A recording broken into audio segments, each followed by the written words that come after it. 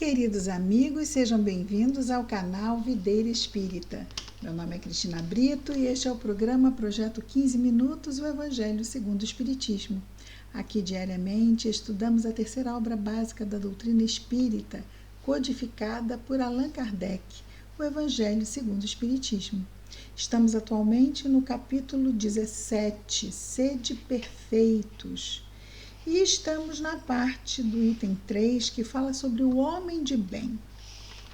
Um estudo aprofundado sobre as qualidades de um ser humano moralizado, evangelizado, de forma bem ampla. Nós estamos ainda nos primeiros passos. Este homem de bem que nos apresenta o item 3 do capítulo 17, as suas qualidades são muito amplas no sentido das leis de Deus, não é? Vamos então continuar aqui o que nos diz Kardec.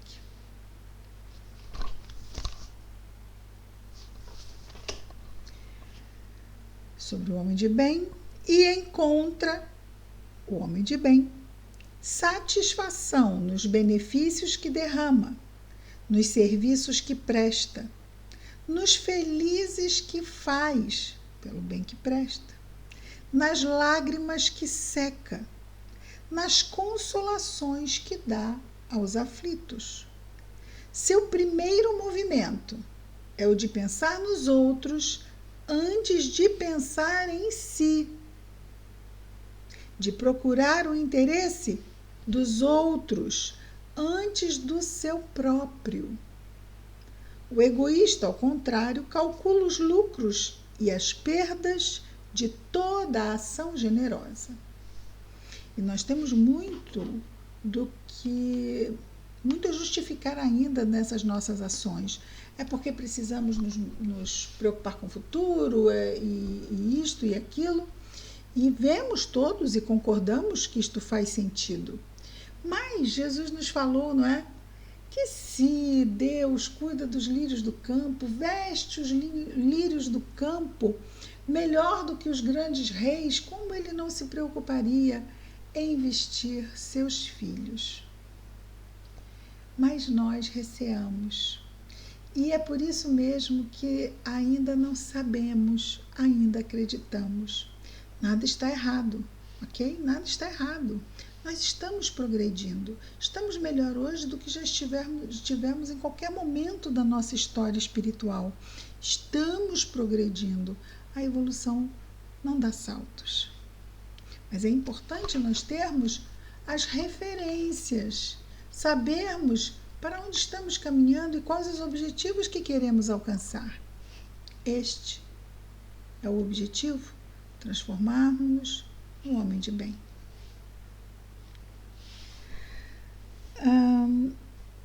Ele é bom, o homem de bem.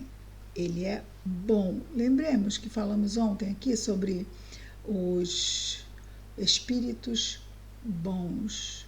Nós ainda estamos no estado de imperfeição, não é? Eles não.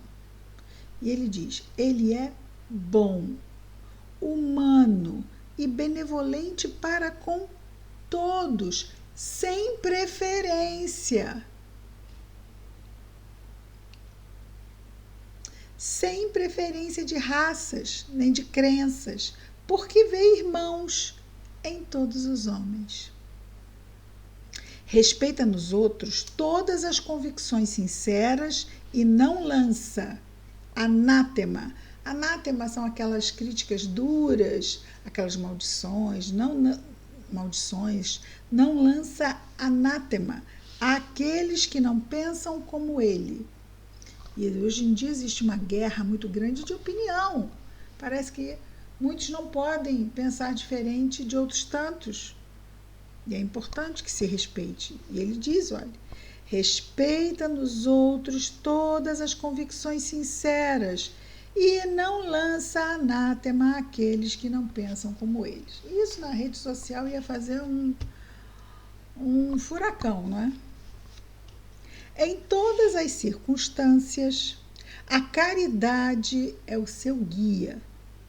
Diz a si mesmo, o homem de bem, que aquele que leva prejuízo a outra pessoa por palavras malévolas, que fere a suscetibilidade de alguém por seu orgulho e seu desdém, que não recua diante de uma ideia de causar uma inquietação, uma contrariedade, ainda que leve, quando pode evitar isto, falta esse ou esses, falta ao dever de amor ao próximo e não merece a clemência do Senhor. Aqui o Senhor é Deus. E quando parece uma coisa assim, mas como não merece a clemência e o perdão onde está? Mas o que ele diz aqui é que Deus está em nós, as suas leis estão gravadas em nós. E quando nós ferimos essa lei, nós nos colocamos diante de nós mesmos na condição de termos que reparar. A clemência, ela não vem sem reparação. Está perdoado e não se faz nada para reparar isto? Não. Eu derrubei a sua casa. Desculpa, foi mal. Não, agora eu vou levantar, eu derrubei.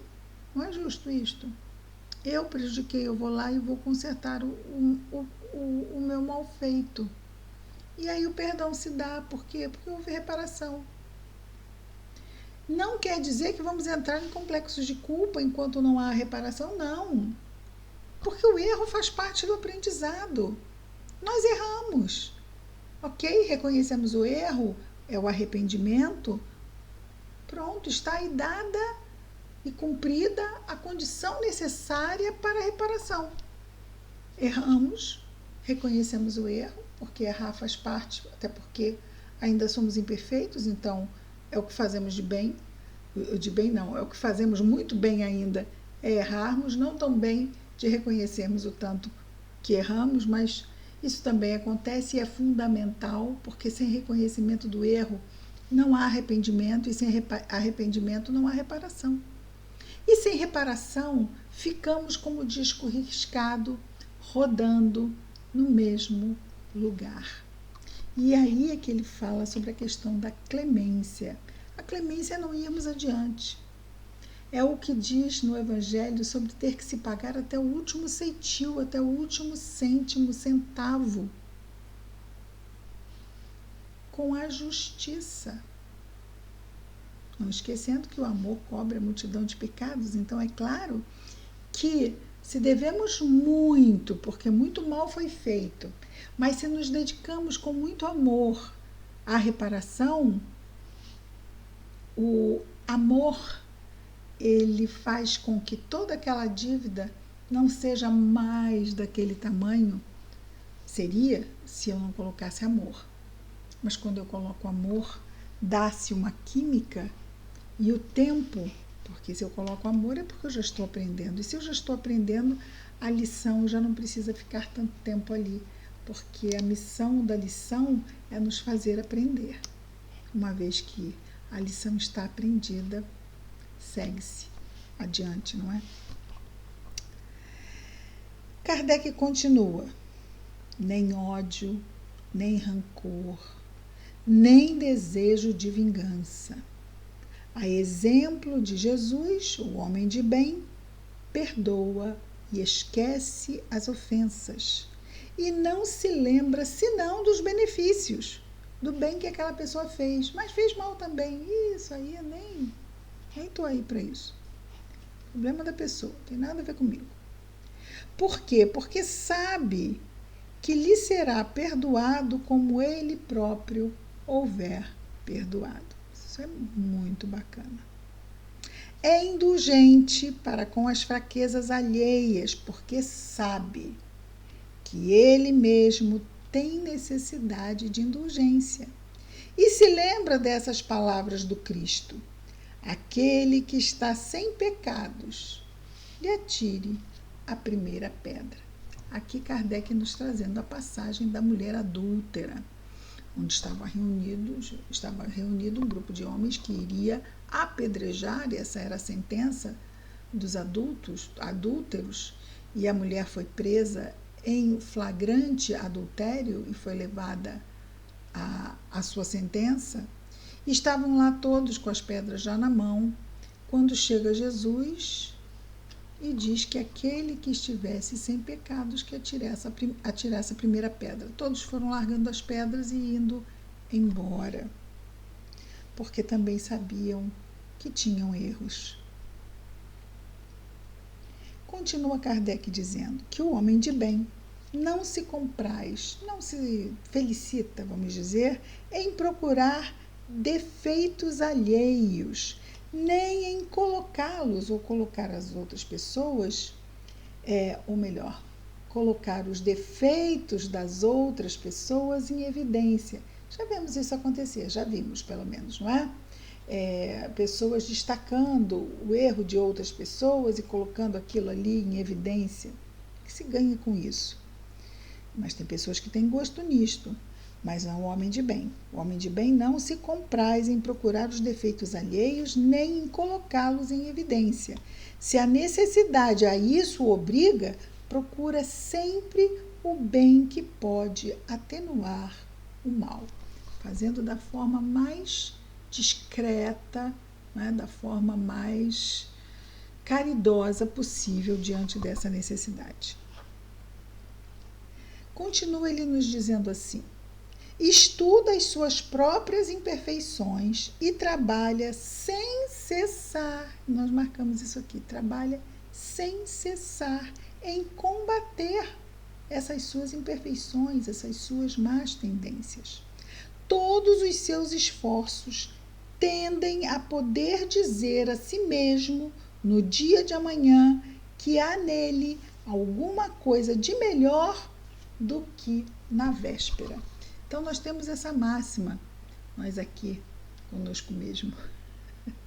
Fazermos a nossa medida, não é, de transformação, de mudança, de melhoria, sermos hoje melhor do que ontem, amanhã melhor do que hoje. Olhe que a ansiedade vai melhorar muito, porque vamos ficar, em vez de pensarmos nos últimos 20 anos e nos próximos 20 anos, vamos ficar com apenas 3 dias, o ontem, o hoje e o amanhã. Hoje, melhor do que ontem. Amanhã, melhor do que hoje. Então, aqui e depois aqui. Hoje com referência a ontem e amanhã com referência a hoje. E assim, de passinho em passinho, não é, amigos? Se faz um caminho. E ele continua: o homem de bem não procura valorizar nem seu espírito, nem seus talentos, às custas de outra pessoa. Aproveita, ao contrário, todas as ocasiões para ressaltar as vantagens dos outros ou as qualidades dos outros, os talentos dos outros. Não se envaidece nem com a fortuna, nem com as vantagens pessoais, porque sabe que tudo o que lhe foi dado pode lhe ser tirado. Então, vamos nos envaidecer de quê? De quê? Se tudo que temos é emprestado por Deus, não temos do que nos envaidecer, porque assim como Deus deu, Deus pode tirar. Então, enquanto temos, façamos o melhor com o que temos. E continua Kardec: usa o homem de bem, mas não abusa dos bens que lhe são concedidos, porque sabe que é um depósito do qual deverá prestar contas e que o emprego, o mais pessoal para si mesmo, é o de fazê-los, esses bens, servir à satisfação de suas paixões. Então, ele sabe que se bens lhe foram confiados, que ele deve utilizar esses bens para o bem geral e não para satisfazer as próprias paixões, porque ele terá que prestar contas do que recebeu. Isso vimos de forma bem aprofundada e ampla no capítulo anterior de Não se pode servir a Deus e a Mamon.